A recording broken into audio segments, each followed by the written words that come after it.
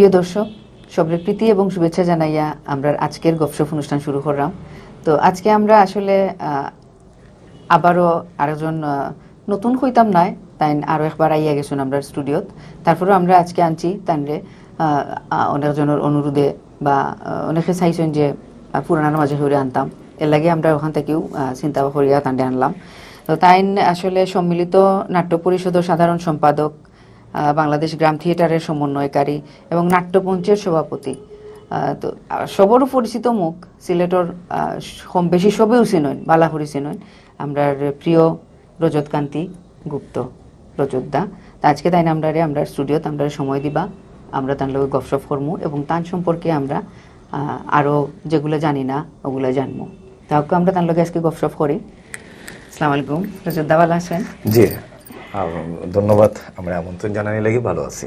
তো আসলে আজকে অনেকেও আসলে চাই যে পুরানার মাঝে আমরা আনতাম, আরও থাকি যায় না, দেখুন যেন শেষ হইয়াও হইল না শেষ, ওরকম কিছু থাকি যায়। তো আমরা চাইছি যে আচ্ছা দেখি পুরানার মধ্যে হারে আনা যায়। তো আপনার যেহেতু ইতিমধ্যে আপনি মেবি অসুস্থও আসলা খুব, তো আমরা আসলে একটা ক্রান্তিকালের মধ্যে দিয়ে যাইরাম।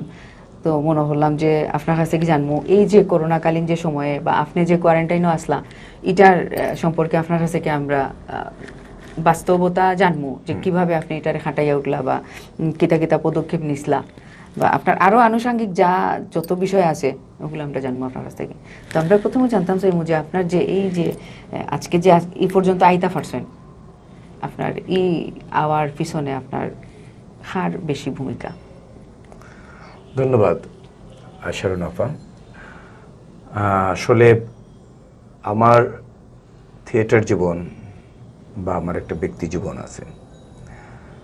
ব্যক্তি জীবনের থেকে থিয়েটার জীবনটা অনেক বেশি আমার কাছে গ্রহণযোগ্য, এবং আমি খুব এই পরিচয়টারে আমি খুব গর্বের সহিত এবং এই পরিচয়টারে আমি খুব তৃপ্তির সহিত আমি একজন নাট্যকর্মী, এই কথাটা হওয়ার খুব গর্বের সাথে হইতে ইচ্ছা করে।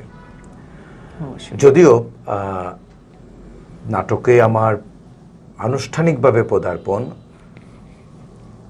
1990 সালের একদম শেষের দিকে,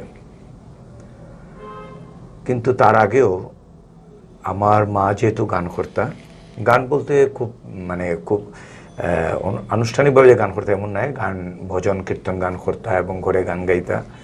আমার মামা বড় সঙ্গীত শিল্পী হিমাংশু বিশ্বাস, যে তাই শিল্পী পরিবারের একজন হইয়াও আমি কিন্তু বড় হয়েছি।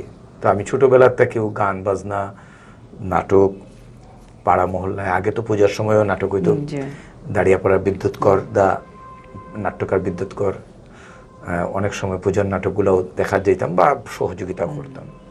কিন্তু আনুষ্ঠানিকভাবে 90 শেষের দিকে আমি থিয়েটারে যুক্ত হই। থিয়েটারে যুক্ত হয়েছে আমার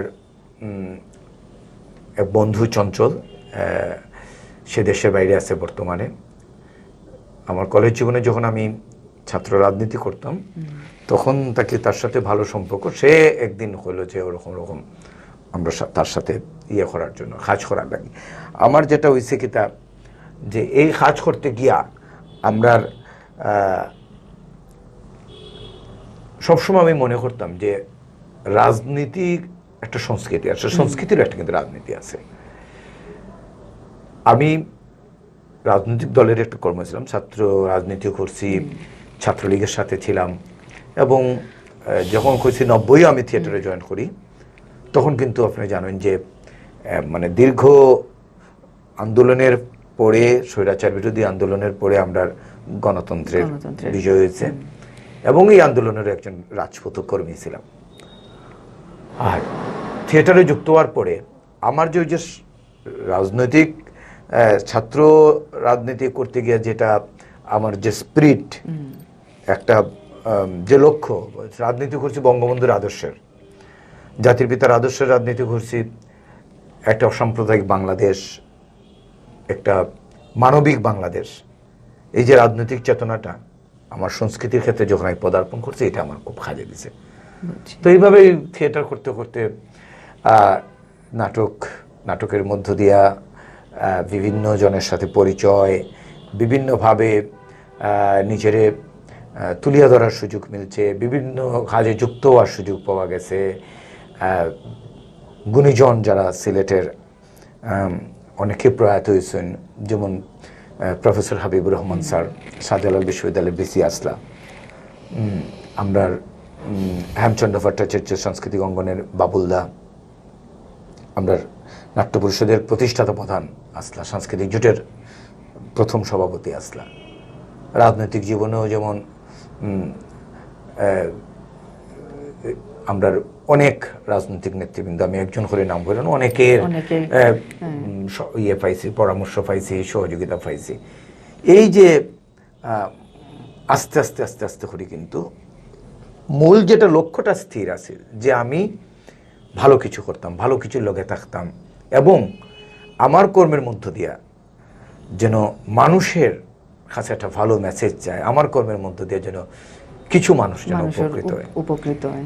এটা কিন্তু যখন আমি থিয়েটার করছি, আমি সাংস্কৃতিক অঙ্গনে জড়িত হয়েছি, তখন ধীরে ধীরে ধীরে ধীরে ধীরে ধীরে এই জায়গাটা একটু স্ট্রং হয়েছে, এবং আমি কাজের ক্ষেত্র পাইছি, কাজ করার সুযোগ পাইছি, এবং আমি গর্বিত যে আমি খুব খুব অল্প বয়সে যখন আমি সাংস্কৃতিক অঙ্গনে কাজ করি, নাটকে কাজ করি, নাট্যমঞ্চের মাধ্যমে আমার থিয়েটার যাত্রা শুরু হয়েছিল।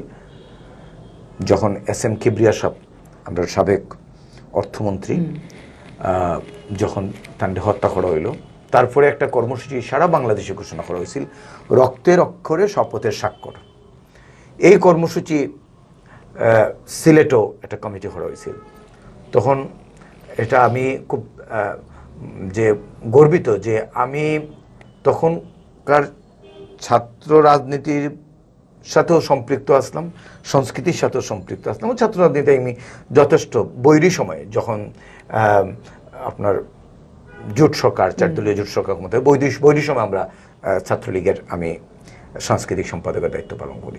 এই যে ছাত্র রাজনীতির একটা স্পিরিট শরীরের মধ্যে, এবং আমার সংস্কৃতির যে একটা যে শক্তি, দুইটাই কাজে লাগছে। এবং এই রক্তরক্ষ শপথ স্বাক্ষর কর্মসূচি ছাড়া হলো তখন ইফতার প্রয়াত শামীম ভাই সহ অনেক সিনিয়র রাজনীতিবিদ, আমরা বদরুদ্দিন আহমদ কামরান ভাই আজকে প্রয়াত হয়েছেন, আমরা আব্দুল জহির চৌধুরী, সুফিয়ান ভাই, এরকম রাজনীতিবিদরা উপস্থিত আসলে, এবং অনেক বিভিন্ন দলের রাজনৈতিক নেতৃবৃন্দ এবং সাংস্কৃতিক নেতৃবৃন্দের সমন্বয়ে একটা কমিটি হয়েছিল। সেই কমিটির আহ্বায়ক আসলে আমরা সাবেক আমরা VC sir, Habibur Rahman sir, আমার সদস্য হিসেবে পড়েছে। এই যে অল্প বয়সে একটা মানে আমার উপরে যে দায়িত্ব দেওয়ার পরে যে নেতৃত্ব কিন্তু এমনি সৃষ্টি হয় না, যখন সে উপরে দায়িত্ব পড়ে তখন গিয়া সে আস্তে আস্তে সেই দায়িত্বটা যদি সুচারুরূপে পালন করে, তখন কিন্তু মানুষ তার উপরে ভরসা রাখে।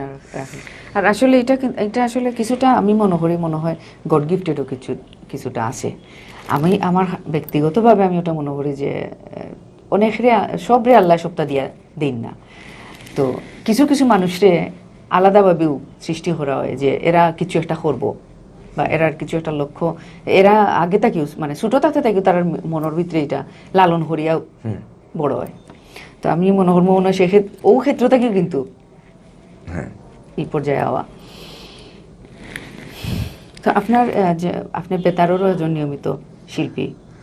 হ্যাঁ, বাংলাদেশ বেতারে নাটক দীর্ঘ হয়ে গেছে, প্রায় মনে হয় প্রায় 18-20 বছর ধরে আমি বেতারের নাটকের সাথে আছি, এবং বেতারের নাটকের অভিনয় শিল্পী, এবং কিছু কিছু তারার অনুরোধে কিছু জীবন্তিকা নাটক, কিছু শ্রুতি নাটক, স্পট ড্রামা, বিষয়ভিত্তিক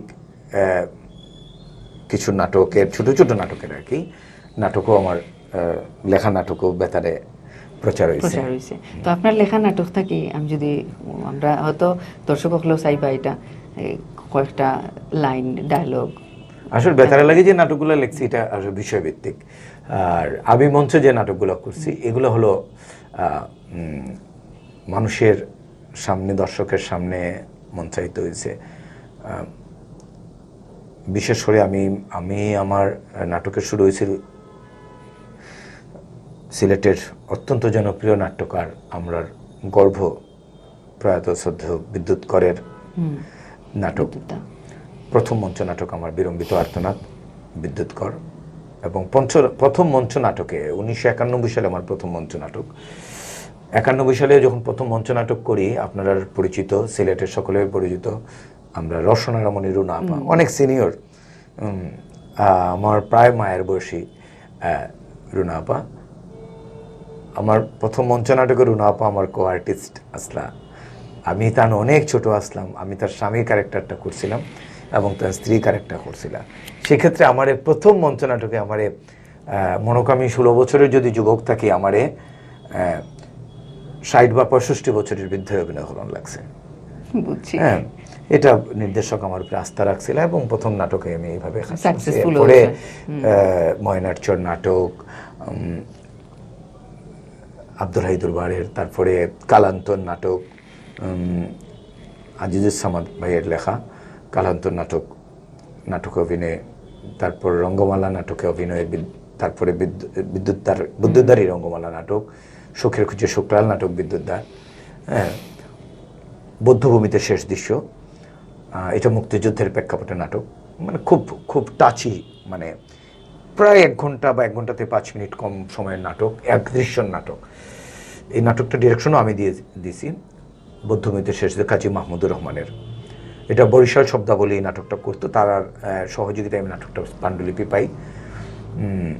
এই নাটকটা এটা অনেকবার এটা বেয়ানীবাজার আমি মঞ্চায়ন করছি, এটা শাহজালাল বিশ্ববিদ্যালয়ে মঞ্চায়ন করছি থিয়েটার হলে, তারপর অডিটোরিয়ামে অনেকবার মঞ্চায়িত হয়েছে। এবং যেহেতু মুক্তিযুদ্ধ ভিত্তিক নাটক, এই নাটকটা আমি কেন্দ্রীয় চরিত্র সুজার অভিনয়টা করি এবং এই নাটকটা ডিরেকশনের পাশাপাশি আমি অভিনয়ও করি এবং আমি খুব তৃপ্তি পাই, কারণ মুক্তিযুদ্ধ বিষয়ক নাটক তো, মানে এটার লাগে একটা শরীরের মধ্যে আলাদা একটা অনুভূতি কাজ করতো, অভিনয় একটা আলাদা একটা কাজ করতো, স্পিরিট কাজ করতো। বিলম্বিত আর্তনাদ নাটক তো আমরা একটু যদি আসলে নাটকটা কি সংলাপ, আসলে এরকম স্টুডিওর মধ্যে বইয়ার সংলাপটা আসলে মঞ্চের মানুষ তো, আমরা সবসময় একটা পরিবেশ, একটা team work, light, sound, music, বিভিন্ন বিষয়ের সাথে মিলিয়েও সংলাপটা হয়। অবশ্যই যেহেতু আপনি অনুরোধ করছেন, আমি 2-1টা সংলাপ মনে করার চেষ্টা করব। যেমন ইয়েতে সবকিছু মিলেই হইব না, সব জায়গাতে 2-1টা জায়গাতে একটু হইতাম পারি। যেমন বিলম্বিত আর্তনাদ নাটক, যেটা আমি হইলাম, বিলম্বিত না, এই বৌদ্ধভূমিতে শেষ দিচ্ছে, মুক্তিযুদ্ধ ভিত্তিক নাটক। এই নাটকটাতে আমি অন্ধ একটা ক্যারেক্টার করি, সুজা ক্যারেক্টার করি। আমি মুক্তিযোদ্ধা আসলাম, বিদেশে আসলাম, বিদেশ থেকে দেশে ফেরার পরে মুক্তিযুদ্ধে অংশগ্রহণ করি। পাকানাদার বাহিনী আমারে তুলিয়ে আনে, আরও অনেকেই তুলিয়ে আনে গাড়িতে, যেটা আগে গণকবর, যেটা ব্রাশফায়ার করে মারার লাগেও নেওয়া হয়েছিল। তো আমি অন্ধ সুজা এবং আমরা এই গাড়ির মধ্যে, মানে আমরা ব্রাশফায়ার করে মারার লাগে একটা জঙ্গলে যেটা নেওয়া হয়েছে, এখানেও আমি পরে বুঝতাম পারছি যে এখানে একজন মহিলা কণ্ঠ আমার খানে আইছে, একটা মেয়েরও আনা হয়েছে। আমার মানে হত্যার অর্ডার দেওয়ার আগ পর্যন্ত এক দৃশ্যের নাটক তো, আমরা মধ্যে যে কথোপকথন, বন্দিরার মধ্যে যে কথোপকথন হয়েছে ওখানে, এবং সৈনিকরা আমরা যে টর্চার করছে, এখান থেকে আমি সুজা হিসাবে যখন আমার পাশে যে মেয়েটা আসতো, আমি কিন্তু জানতাম না নাটকের কাহিনীতে এই মেয়েটার সাথে আমি বিদেশ থাকাকালীন সময়ে আমার পরিবার এই মেয়েটারই ছবি পাঠাইছিল এবং তার সাথে আমার বিয়ে ঠিক করছিলাম। কিন্তু ঘটনাচক্রে এই মেয়েটা আমারে দেখে, আমি তারে দেখতে পারলাম না, কারণ আমি যেহেতু অন্ধ, আমার 2টা চোখই হানাদার বাহিনী তুলে আনিছি গিয়া। তখন একটা সংলাপ আছিল, মেয়েটার উদ্দেশ্য করে একটা সংলাপ আছিল, যে জানতে চাইছিল, তখন আছিল, যুদ্ধের আগে আমি বিদেশে লেখাপড়া করতাম, বিদেশে চাকরি করতাম। আমার মা আমার জন্য বিয়ে ঠিক করেছিলেন, মেয়েটির ছবিও পাঠিয়েছিলেন। অবসরে একান্তে আমি সেই ছবি বারবার দেখতাম। সেই ছবি দেখলে রাইন নদীর নীল ঢেউয়ের কথা, বরফে ঢাকা সাদা পাহাড়ের কথা ভুলে গিয়ে আমি পদ্মা মেঘনার কথা ভাবতাম। আমি আমার মায়ের কথা ভাবতাম, শুধু ভাবতাম এই মেয়েটি আমার এই মেয়েটির হরিণ, হরিণ তুমি কথা বলছো না, কথা বলছো না কেন? কি বলবো? তোমার কথা বলো, ভালোবাসার কথা বলো। মেয়েটি বলে, এই বধ্যভূমিতে দাঁড়িয়ে এখানে এসব কথা বলার কি প্রয়োজন? আমি যে শুধু তোমার কথাই শুনতে চাই। হরিণ, চুপ করে থেকো না। মেয়েটির সাথে আমার অনেক কনভারসেশন হয় এবং মানে খুব স্পর্শকাতর কিছু সংলাপ, মানে খুব হৃদয় বিদারক কোনো সংলাপ। যখন মেয়েটি উঠিয়া কয় যে তুমি স্বাধীনতার সৈনিক, তোমার মৃত্যু মহৎ, আমি লুণ্ঠিত, আমি দর্শিত, জানি মৃত্যু ছাড়া আমার কোনো পথ নেই। কারণ মেয়েটারও পাকিস্তান বাহিনী ধরার পরে তাই মেয়েটার যেটা হয়েছিল তৎকালীন সময়ে ইজ্জত হরণ করছে। হ্যাঁ, এই সংলাপগুলো আছিল। আর রঙ্গমালা নাটকটা আসছিল বিদ্যুৎদার। এটা আসলে সিলেটের ছন্দ গীতি নাট্য একমাত্র, এটা সিলেট গীতিকা পুঁথি অবলম্বনে বিদ্যুৎদার এই নাটকটা পালা ফর্মে করা হইতো, লোক ফর্মের নাটকটা। আমরা 25 জনের মতো অভিনয় করি। এই নাটকটার কিছুক্ষণ পরে পরেও বর্ণনা এবং বর্ণনার সাথে কিছু গান, আবার সংলাপ, এবং প্রত্যেকটা সংলাপ হইল গিয়া একটার পিঠে আরেকটা সংলাপ। যেমন বড়বালা খাইছি রে বা তোমার বালা হোক, প্রভু নিরঞ্জনে আরো বেশি বেশি দুঃখ, ঠাকুর বুগর অন্য হাত ব্যঞ্জন খাইলাম, আমার কোনো পুণ্য থাকলে তোমার লাগে থইলাম, মনের মাঝে আসে মাসে গোপনে এক দুঃখ, তোমার তার আশীর্বাদে পাইতাম চাই সুখ। এই দুঃখ আর সুখ। খুব সুন্দর। হ্যাঁ, মানে বিদ্যুৎদার এই নাটক রচনায় মানে সিলেটি সংলাপ, কিন্তু ছন্দভিত্তিক সংলাপ এবং খুব সুন্দর। যেমন বর্ণনা আছে অনেক। জমিদারের প্রজা আছিল শূদ্র জাত কিরান, সমসম অবস্থার মাঝে হাল ভরায় হাত খান, হাত ভরায় বড়ি দান, যাতে যাতে তয় খাইয়া বিলাইয়া বাড়ার করে হয়। আরে আলোর বলদ আছিল দুধর আছিল গাই, আরে কোনো এক বাবেতে বেটার টান টিরট নাই, আরে টান টিরট নাই বেটার আছে বউ ফুয়া, নাই শুধু কিরান বেটার ফুরি এক কুয়া, এক ফুরি লাগি বেটার কত মানত করে, না জন্মে ফুরি বেটার কোনো দেবতার বলে। দেবতার বল বিফল দেখি, দেবতার বল বিফল দেখি কোন খাম করিল, দুঃখিত খাঙ্গাললে বেটায় মনোরায় জানাইল, আরে মনোরায় জানাইয়া বেটা হক করলে খাওয়ায়, আরে খানি বাদে কিরান বেটা জোরাতে খাড়ায়। এই যে বিদ্যুৎদার এই নাটকটা, আমি এই নাটকটা অবশ্য পুনঃ নির্দেশনা দিছি, এবং এখন যে বিদ্যুৎদার এই নাটকটা ওর, এটা আমার নির্দেশিত নাটকটাই ওর। এর আগে হীরকদায় নির্দেশনা দিয়েছেন, খুব সুন্দর। আমি আবার নতুন নাট্যকর্মীরা নিয়ে পুনঃ নির্দেশনা দিয়েছি। আচ্ছা, ওই যে বর্তমান যে পরিস্থিতি, যে করোনা, যে একটা আমরা লাগে তো মানে অনেক বড় একটা বাধা হইতে গেলে, যদিও এটা আমরা দেখলাম না, কিন্তু আমরা সবসময় এটারে অনুভব করলাম, বা ওটারে নিয়েও আমরা চিন্তা ভাবনা, বা যে কোনো কাজও গেলেও প্রথমেও এখন ওটা চিন্তা করতে ওর। তো এই ক্ষেত্রে আমরা যে সংস্কৃতি অঙ্গনও কোনো আপনার মনে হয় যে এফেক্ট পড়বো? রোনাফা, আপনি করোনার বিষয়টা আনছেন, খুবই প্রাসঙ্গিক একটা বিষয়। বর্তমানে একটা বৈশ্বিক মহামারী সময়টা, এই বর্ষে যখন কোভিড-19 সময়টা এলো, আমরা সংস্কৃতি কর্মীরা মাস্ক, হ্যান্ড স্যানিটাইজার, সাবান এগুলো বিতরণ শুরু করি। পরবর্তী সময় আমরা মার্চ মাসের 28 তারিখ থেকে আমরা সম্মিলিত নাট্য পরিষদ, আমরা দেখলাম যে মানুষের একটা লকডাউনের কারণে একটা খাদ্য সংকট দেখা দিব।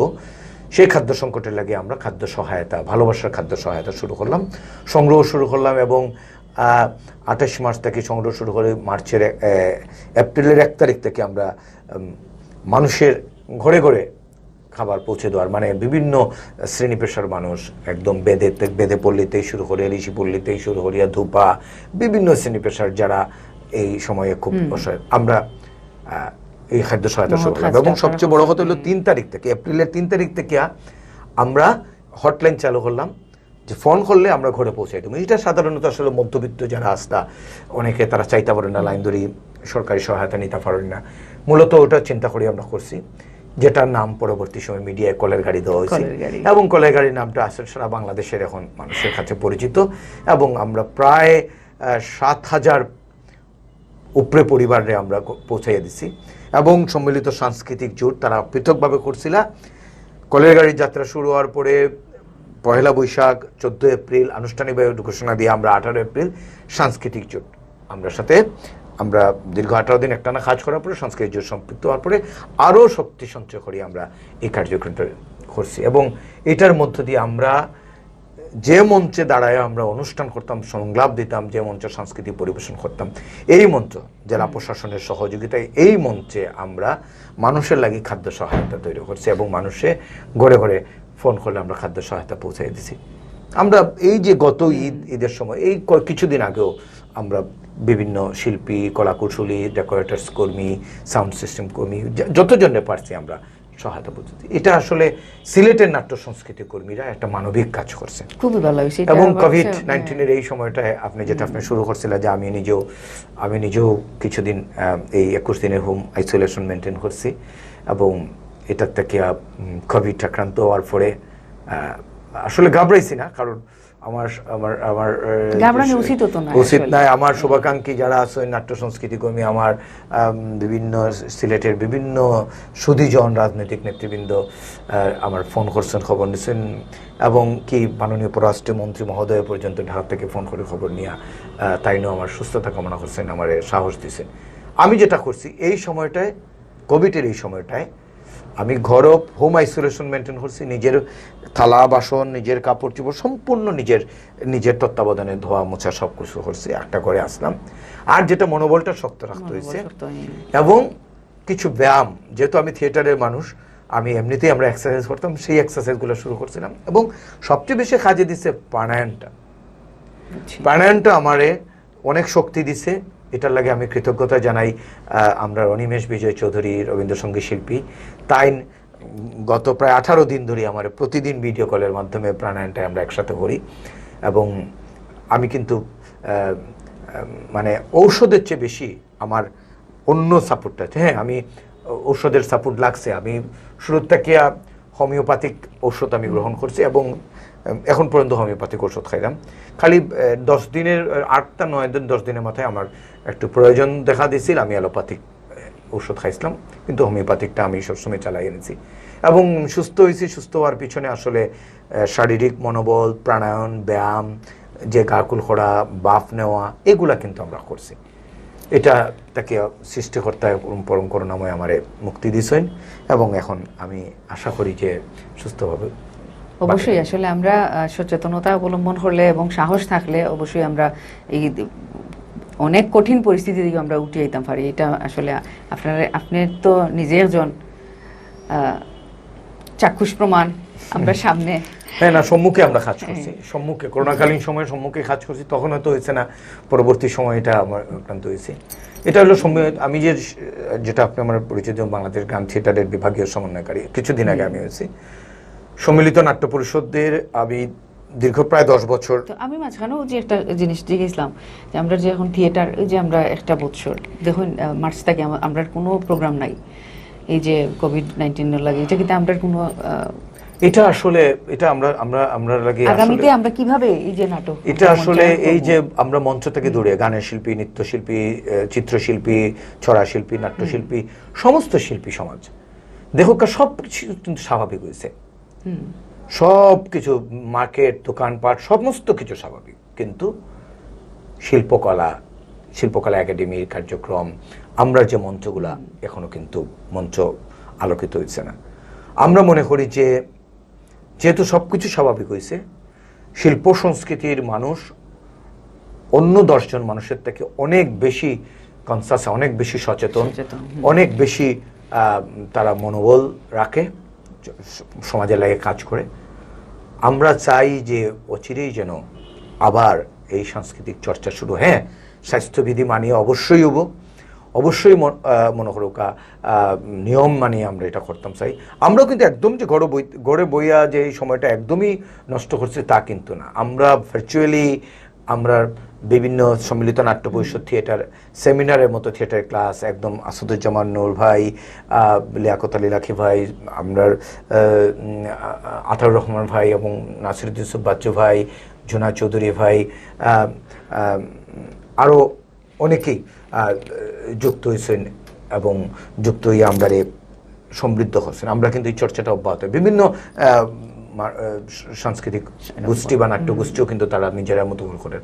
এটা কিন্তু আমরা চর্চাটা আমরা চালু রাখছি এবং আমরা নিজেদের মধ্যে একটা যোগাযোগ আছে। আমরা চাই যে অচিরেই সম্মিলিত নাট্য পরিষদ সিলেট খুব তাড়াতাড়ি মঞ্চ আলোকিত করার লাগে অবশ্যই আমরা অপেক্ষাতে আছি এবং শুভকামনা।